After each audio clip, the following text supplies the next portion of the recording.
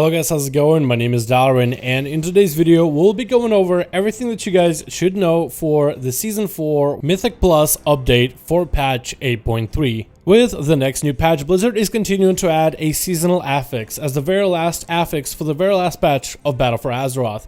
And with the theme of the patch being all around Azeroth, the seasonal affix is going to have obelisks inside of every Mythic Plus dungeon, and those will summon commanders of Azeroth. These commanders must be dealt with at some point of the dungeon, and they will have a variety of different abilities, so the way you deal with them is going to be different, but they also do bring you a buff, an ability for your party to have a pseudo shroud-like mechanic that rogues usually bring, allowing groups that don't normally run rogues to have a little bit more flexibility in how they do this dungeon. So let's talk about the details and everything we know so far.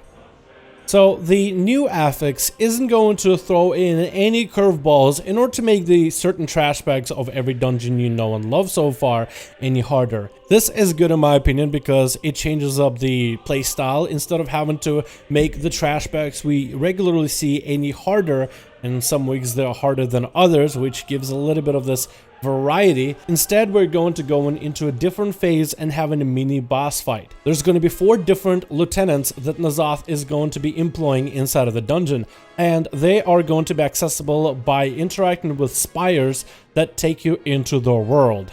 The location of these spires are going to vary week by week, so sometimes you'll have to do certain trash bags in order to get access to a spire, and once you're inside you get to fight one of the 4 bosses or mini bosses that will have different attacks, so the way you deal with them is going to be equivalent to how you deal with different bosses inside of a dungeon. So it's going to be a more single target focused approach, or having at least single target cooldowns for one class or the other in order to deal with these bosses efficiently. So if you are used to bringing a lot of classes that heavily cleave targets, now most groups should be able to bring 1 or 2 DPS that focus on more single target damage approach. So you still can have a variety of, let's say, a couple classes that deal with cleave and AoE very well, but maybe a lackluster in the single target department. But you might be able to bring like a warlock or maybe a boomkin that really outputs a tremendous amount of single target damage to deal with these lieutenants. And of course, certain classes should have an easier time with these lieutenants, at least an easier time interacting and combating their mechanics.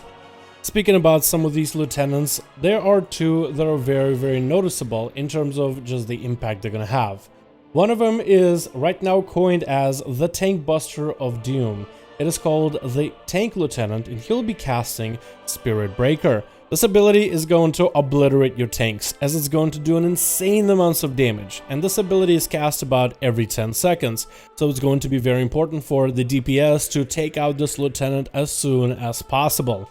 So it seems that any classes that provide any kind of damage reduction, like a Discipline Priest or even a Holy Paladin, might be very useful in this seasonal affix, where normally the throughput healing of a Restoration Druid would be enough, which might allow people to play around with different classes and combinations, which is super exciting with every single seasonal affix. Another one of these lieutenants will be summoning the armies of Azeroth, which will cast Mind Flay that will do a lot of damage to your whole entire group. And Blizzard has even made some changes to this lieutenant to make him even harder to face, because people would normally outrun his tentacles. But now these tentacles teleport until they score a kill. So now people are just trying to find ways to maybe group up on top of each other, so AoE stuns and abilities like Solar Beam may be used in order to take down these tentacles very quickly.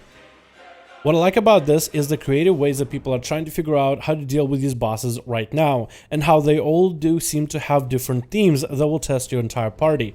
They'll test your tanks, they'll test your healers, they'll test your group coordination, and just how much damage you can do to them. Another benefit of fighting these lieutenants is they will be taking you into their own world, as in you'll be in a different phase of the same dungeon. So let's say you have a dungeon and in front of you is a pack of mobs that normally you wouldn't want to fight. Normally you would have a rogue as somebody to skip that trash pack, but instead now you can go and fight this lieutenant and drag him around anywhere you want to throughout this dungeon. So while you're inside this phase, you are able to skip certain trash packs. And once a lieutenant is killed, where they die is where a portal will spawn that will allow you to escape the Shrouded world. And now within the portal and between the pylon, you now have a gateway between those 2 points where you can shroud past the enemies. This should allow groups to find more creative ways of dealing with trashbacks you usually don't want to fight, without necessarily needing a rogue in every single group. Don't get me wrong, being a rogue and being so wanted in Mythic Plus dungeons is awesome. It's so easy for me to find a group that will take me into a 10, 11, or even a 21 and be able to get through it fairly easily. Because there's so many trashbacks in the dungeon, the rogue shroud skips allow you to skip the most annoying trashbacks. And if you don't skip them, you're going to be going way over the 100% needed in order to get the dungeon done. Most groups don't want to go over that 100, they're trying to be as efficient with their time as possible. And that is how you ultimately time your high-end Mythic Plus keys. So not bringing a rogue to a group is like shooting yourself in the foot, and hopefully this affix will allow people to have more creative ways of dealing with these dungeons without necessarily always having to bring a rogue. I don't imagine rogues are going to be bad in this affix. I think they're still going to be brought, because imagine this affix with the shroud boss skips plus the rogue shroud itself gives you so much more flexibility of where you could go and what you want to skip. But I think the groups that don't necessarily bring a rogue are simply just not going to feel as punished in this new affix. Now, these obelisks are going to be on a rotation. That means sometimes you'll be doing trashbacks that you normally never have done once ever in this expansion. Now you'll want to have to do them in order to reach the obelisk. But at least with the shroud skip, it should give you ability to skip other trashbacks in order to not go over that 100%. But what happens if you decide not to kill one of the lieutenants? What if you decide to skip an obelisk or 2? Is it going to impact your dungeon? Well, if you do decide to do that, and it could be a strategy in the future, the lieutenants will spawn in when you reach the final boss. That means when you pull the final boss, the lieutenants will join the final boss of the dungeon and will try to help him to your doom. So that could potentially be a strategy in the future.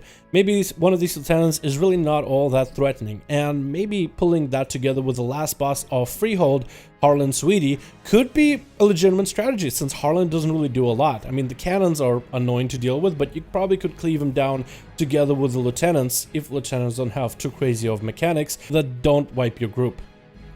Originally, Blizzard added a buff that you can get in case you end up failing the key, where it would be very similar to Season 2.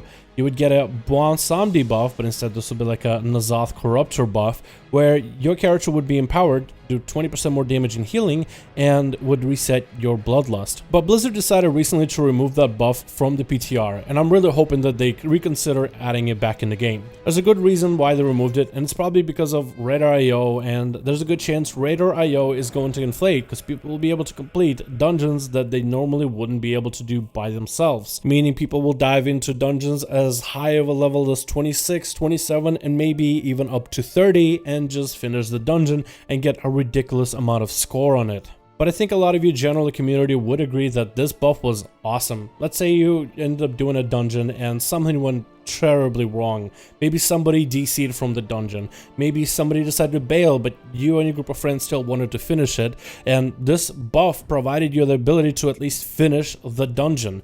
If let's say you got a group of players that are just not super well experienced, but you still want to get your 10s or 15s done for the week, this buff allowed players that normally wouldn't be able to effectively do that to at least get their cabs done. Yeah, the dungeon would be depleted and they wouldn't really get a lot of Radar IO score, but at least they would be able to finish it through all the struggles of thick and thin. So while I know they removed it mostly so that people didn't get to inflate the Radar IO score, but majority of players don't really play around Radar IO.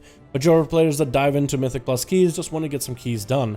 A lot more people are going to be doing 15s in order to get their mounts from Mythic Pluses. Some of those people don't really do a lot of keys in a regular, so I think adding this buff will at least allow people to finish the dungeon and at least get whatever rewards they would at the end of the week. I don't think there's really any harm or foul to it. It just allows people to finally be able to finish the dungeon and at least get whatever loot they want, instead of turning it into a dead queue where you just leave in disappointment. But I guess we'll see what they do about it in the future. Thank you guys so much for checking out this video. This is everything on patch 8.3 Mythic Pluses, and I'll see all of you guys in another video.